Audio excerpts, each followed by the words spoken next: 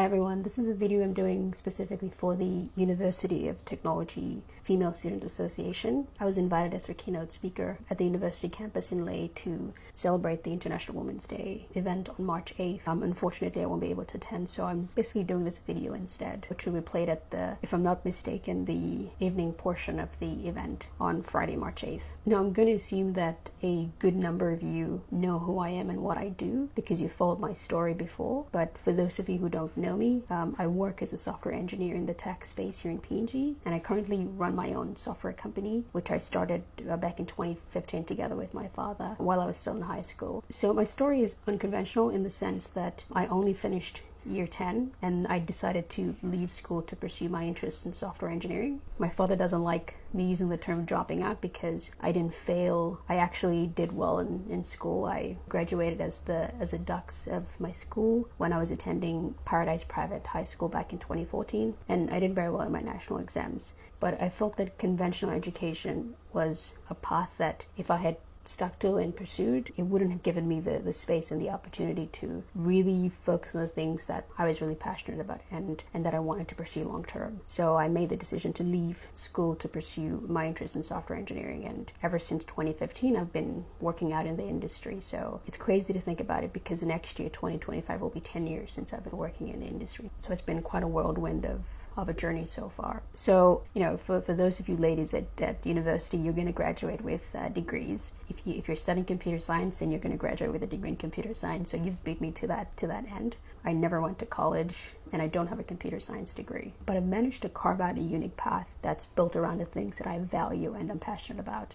And my hope really is that I can be a good example of what's possible if you learn how to set your mind to something that you're really passionate about and that you want to pursue. And if my story and my journey shows anything, it's that, you know, you're not always tied to the conventional path that society has set out for all of us. But I'm cautious when I go around and I give talks like this and I share my journey because I don't want kids and young people to have, you know, the grand idea that, oh, I need to drop out of school. Please don't. I valued education very early on and I was very serious about it. And so if circumstances were different in terms of if our educational system had accelerated pathways for students who were gifted or talented or who just performed at an accelerated pace, then I don't think I would have left school. But I felt that I was limited in the sense that I couldn't really advance in a lot of the things that I was really, you know, excited and passionate about. So that's why I ultimately made the decision to leave school so that I could have the opportunity and the time and space to pursue those things independent of, you know, a school system which was very rigid.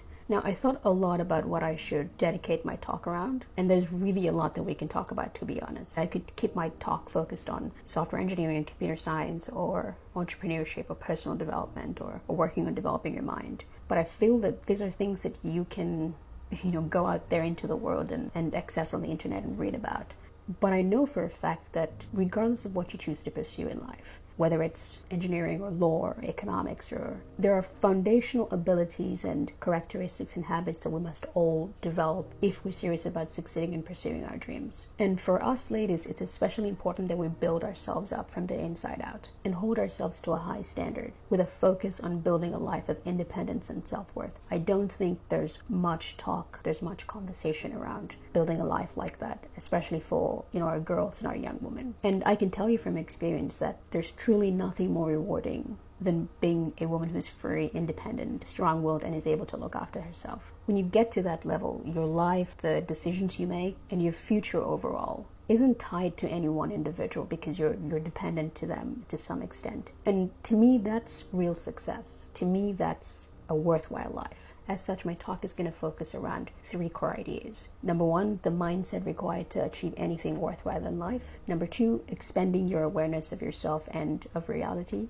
And number 3, prioritizing you. If you can take these core ideas to heart, think them over and let them ruminate in your mind and implement them, you'll be surprised at the amazing changes and results you're going to see in your life. So let's get into the first core idea, which is the mindset required to achieve a life of success. Now, I don't know how else to start off this first idea, but to say that you have to be crazy about what it is that you want to do. We live in a world where people want to be successful. People want to break barriers and be like the heroes in society that they look up to. But yet they're not willing to give up the distractions that are hindering them from progressing towards their goals. And by that I mean they're not willing to give up drinking and partying. They're not willing to give up hanging around with the wrong crowd.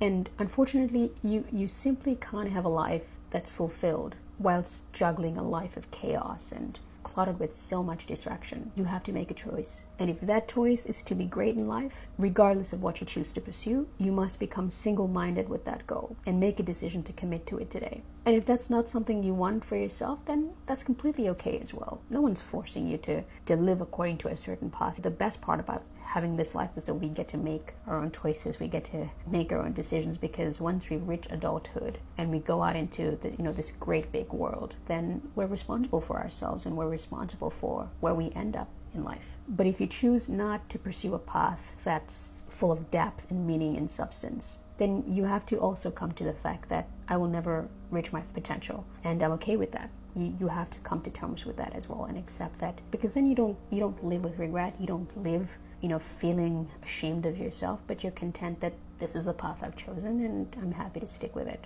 So to drive this core idea home deeply, I want to give a personal example of my own experience. I never knew what it was like to escape from my father's house and go partying or drinking with my friends. I hardly spent my teenage years building my life around social media. And fortunately for my father, he never had to deal with boys at school. And I'll be honest in saying that I never really had a life outside of what I was focused on then, which was just my software engineering and focusing on building my company and building my skills. So I didn't really have any friends. I didn't have a social circle. I chose to stay away from those things because I was at a point in my life that I understood very clearly that I had to make certain important decisions so that I could steer my life in the right direction. Because if I didn't do that, I certainly wouldn't be where I am today.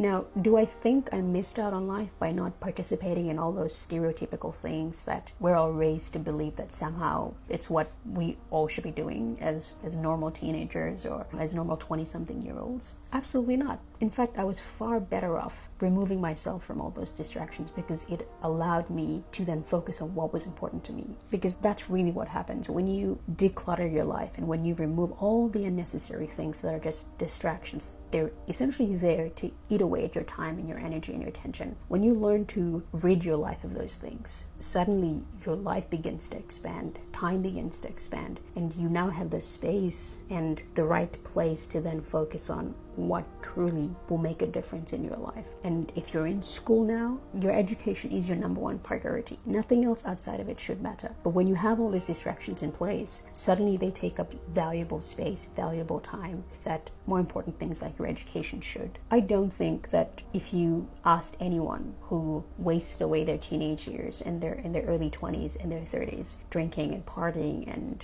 jumping from one relationship to another and getting themselves caught up in all this messy stuff, I don't think if you ask them, can you give me one example of a good thing that came out of all those activities? I can assure you that they won't be able to give you one example. But if you ask someone like me on the other hand, what benefits I've gotten out of the kind of choices I made to stay away from all those distractions early on in my early teens, I can not only tell you one example, in fact, I can give you a whole list of amazing things I've experienced, incredible changes I've witnessed in my life. So what I want you to really remember here is that don't look at the life of other people around you, your friends, your family members, your relatives, people on the internet, and how they portray this, carefree life. Don't look at their lives and feel that you're missing out on anything, because living an intelligent life is really all about common sense. You don't need to be, a genius or a particularly smart person to be able to figure out what are the right things you need to do to get ahead in life. A lot of it is basic common sense through observation. And I've implemented that in my life, because when I looked at my family members, when I looked at people close to me and I saw the kinds of decisions they made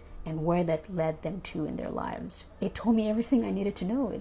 Life was a great teacher. It was teaching me through the experience of other people. And I chose to be intelligent in that sense and to learn from their mistakes rather than putting myself through all that pain and agony for no reason whatsoever. And then ending up 20 to 30 years into my life and realizing, what was it all for? I never got anything good out of it. So if you've made the decision to focus on your studies, your education, never feel that you're missing out on life because you're not out on the streets with majority of young people out there, or you're not in nightclubs partying with your friends, or you're not, sitting in a dark corner hiding from the school administration drinking. Never feel you're missing out on anything like that, because here's the thing: success takes a few years of planting to reap a lifetime of harvest. That's what success is. Failure and hardship, on the other hand, it gives people this false sense of success and freedom and accomplishment in the short term, but they end up creating a lifetime of pain and suffering for themselves, and you don't want to be in that category of people. You want to make the sacrifices now, and it'll only take a few short years, I promise you, so that you can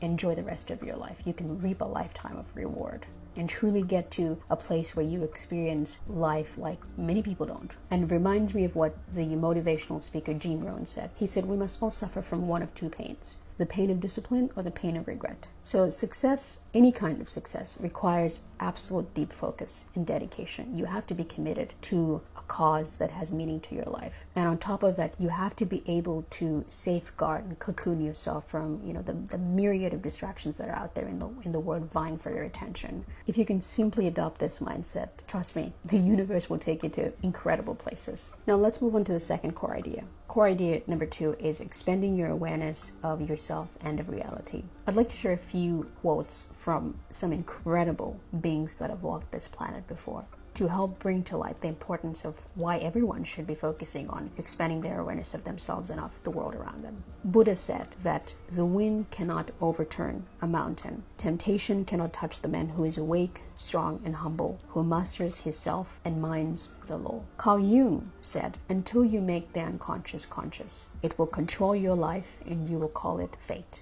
And Lao Tzu said, he who controls others may be powerful, but he who masters himself is mightier still. Now, all of these great minds are speaking about the power of self-awareness, of understanding who you are as a spiritual being having a human experience on this planet, and not the other way around. It is my firm belief that you cannot fool nor control an educated and enlightened man, because he has simply reached a state of consciousness where he's fully aware of his powers and his abilities, and of the simple fact that he can control and create his reality to his liking. I can tell you for a fact that almost everyone around you is asleep to their greatness. People spend 5 to 10 decades roaming this planet, never fully realizing and fulfilling their potential. And many unfortunately die with their music still in them. And you don't want to be that kind of person who lays on his or her deathbed regretting that you didn't do the things you were supposed to do. And until you learn to realize who you are as a spiritual being, until you learn to tap into the dormant potential of your limitless mind, you will never rise above the limitations that society, your culture, and the people around you place on you. I am who I am today, and I've been able to carve out this really amazing path that I get to experience because I know what my innate powers and capabilities are. I know what the mind can accomplish. I know that as a spiritual being having a human experience on this planet, I have spiritual powers that God the Source has gifted me, likewise as He has for you. And I've expanded my awareness to understand what those powers are and how I can use them to my advantage. That's why I can do the things I do. But it's not because I have some secret source, or it's not because I've got unlimited energy and time and motivation. It's simply because I understood what my capabilities are, and I'm able to align myself and my life to make sure that I can make use of those internal powers and capabilities to be able to pursue the things that I want to do. Now, what's the best way to develop your awareness and expand your mind? The answer is very simple. Read. 4 letters, 1 word. Read extensively. Replace social media, replace gaming, replace partying and going out with your friends unnecessarily. Replace that with reading. Because the more information you're able to come across and absorb, the more you're able to learn from other people, the more your mind starts to see the world in a different light, the more you get educated about interesting insights and ideas and concepts and what it takes to be successful and what you can do to get ahead. But you can't know how to do those things. You can't know how to structure your life so that you're able to pursue the things that are important to you if you're not educating yourself. Now, what you also want to do is you want to go beyond just reading and absorbing, and you want to start actively asking questions about different things you observe in life. You want to build the habit of asking deep questions, getting quiet, and carving out space and time in your life to deeply think about important things in life and allow your mind to simmer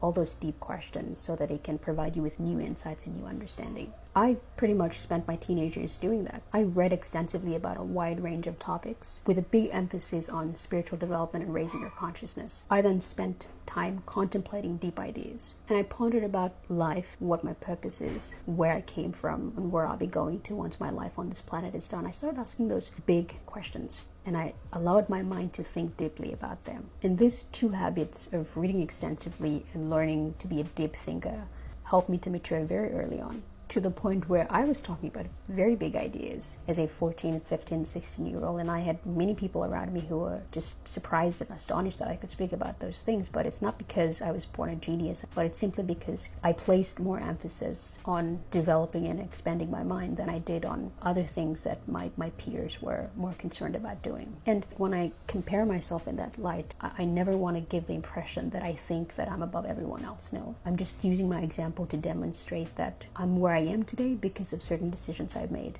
And a lot of my peers are where they are now out there because of certain decisions they decided to make. And so life truly boils down to, the choices you're making, and if they're responsible or not, and if they're going to help set you up for success in the future. So you have to be able to think ahead. You have to be able to identify what's best for you and focus on those things, regardless of what everyone else says around you. Now, moving on to our final core idea 3. The importance of prioritizing you. No one is responsible for your life but yourself, period. This is a very important rule that you must learn to live by if you're going to succeed early on. When you delegate that responsibility to others, unfortunately, like what majority of people do, which could come in various forms. You blaming your parents about stuff they didn't do in the past, how they didn't raise you properly, you blaming God for the bad circumstances in your life. All those behaviors that remove the responsibility to take care of your own life, they only end up destroying you in the end. It's like that old saying, don't give a man a fish, teach him how to fish. It's like that. If you never learn to fish, you'll never be able to survive on your own. You'll always be dependent on other people. You'll always be sitting around complaining and whining and waiting for other people to come around and save you, which I hate to tell you is never going to happen. And that mindset is destructive, and it will only end in disaster for you. Because the important thing to remember is that you don't owe anyone anything, and no one, frankly, owes you anything in return. So you shouldn't expect as much as you expect from other people when it comes to how you're going to get your life in order than the expectation you have of yourself on what you can do for you. This means that you do not sacrifice your life, your goals, your dreams, and your well-being for the sake of someone else's success and happiness. And it also means that you shouldn't expect other people to do the same thing for you. At the end of the day, we are all responsible for ourselves. And where we end up in life and what we get to do is dependent on the choices that we make today. That's all that matters. Not what's happened in the past, not what's going to happen in the future. There's this nice saying that I heard from somewhere, I can't remember exactly, but it says that you're here today because of the decisions you made in the past. And where you're going to end up in the future rests on the decisions you get to make today. So sure, you may have a horrible past. All of those things that happened in the past have led to where you are today. But there's still a new future waiting for you. But it's dependent on the choices you get to make today. And if you're still living in the past and blaming and relieving yourself of the responsibility to take charge of your life, then unfortunately, the years are going to come and go, and nothing in your life is going to change. I've seen that so many of us, and I'm guilty of this too at some point in my life. We try to go out of our way to be available for others. We try to accommodate others in our lives for the fear that we're going to miss out on things, or that people will perceive us differently, or people are not going to like us. And in the midst of trying to be available for everyone, we lose ourselves. We forget about ourselves. And you're really no good to anyone if you end up burnt out and sick and broke and unsuccessful and roaming around in the streets. So nothing else should matter but your development, especially when you're this young, when you've just passed your late teens and you're in your early 20s, and when you don't have any responsibilities yet. And the theme for this year's International Women's Day is invest in women, inspire inclusion. But you cannot expect other people to invest in you, to take that kind of interest in you, if you don't take the necessary steps to invest in yourself first. So we must all start with ourselves first. We must learn to take care of ourselves. We must learn to prioritize ourselves and to focus on what's important to us. Because there's absolutely nothing wrong with putting your dreams and your ambitions. In fact, the people around you, your family, your friends, the people you want to help, they're better off when you're successful, when you prioritize your dreams and when you go after the things you want to do and when you achieve great success. So what I want you to remember is that you're better able to help everyone around you when you're empowered, when you're independent and successful. But that can only happen when you prioritize yourself and you learn to work on the things that matter to you as a top priority. Everything in life has seasons. I don't understand why people rush it. When you rush things in life, that's when you create unnecessary problems for yourself. So you must learn to prioritize what's important to you, which at the end of the day is you. And you learn to diligently work through the different areas of your life that you need to be focusing on as you mature in the years ahead. Right now, for you ladies at university, it's not your time to be playing mommy and daddy in school. It's not your time to be drinking and partying and having a jolly good time. Your parents didn't send you to university to do those things. And I don't like the idea that many young people buy into, which is that, I'll never get to be this young again, so let me enjoy my time. Your version of enjoying your time is smoking your lungs out and drinking your kidneys dry. How is that enjoyment at all? I can never understand that logic. There are better ways to truly, truly experience life. And you'll never find true happiness, true success, true freedom, true internal fulfillment from those things out there. Rather, the things that will fill you with joy are things of depth, are things of meaning, of substance. And the things that give you deep satisfaction and true meaning in life are the big goals that we want to pursue that are difficult to do but are necessary for our growth, for our development, for our prosperity. So you have all the time in the world later on. Once you've established yourself and you're successful and you've built a life that you can be proud of, then you can focus on other things that can come after that. To give you a concrete example about how I apply this to my life, at this stage of my life, I'm in my mid-20s now, I'm 25. My focus is on building my company, solidifying my software engineering skills so that I can perform at the top 1% of software engineers in the world, and pursuing my master's and my PhD. So over the next 10 years, that is solely what my focus is going to be on. I'm not focused on meeting a man and marrying him and having children. Those things will happen when I'm likely in my early to mid 30s. But right now, it's not the season for that, because number one, I'm not fully established. I haven't built a life that I can be proud of, a life of prosperity and success and a life of meaning that will enable me to then pursue even bigger things like starting a family and settling down. So my encouragement to you ladies is everything has a time for itself, everything has a season. Never feel like you're missing out on anything because you don't get to do what majority of other young people out there are doing. You have to determine what's important to you. Learn to prioritize the priorities. There's so many things in our lives that we're raised to think that they're important, but in fact they're not. And we have to learn to be able to sift through all those, so-called important things, to be able to really drill down on what truly matters to us. And these are the few things, very few things that will move the needle forward for us in terms of how we can build successful careers, how we can start the business of our dreams, how we can go live in another country and work there, whatever your dreams may be. But when you place too much priority and emphasis on the unimportant things, at the end of the day, you're only hurting yourself. You're robbing yourself of the opportunity to lay a strong foundation for your future. And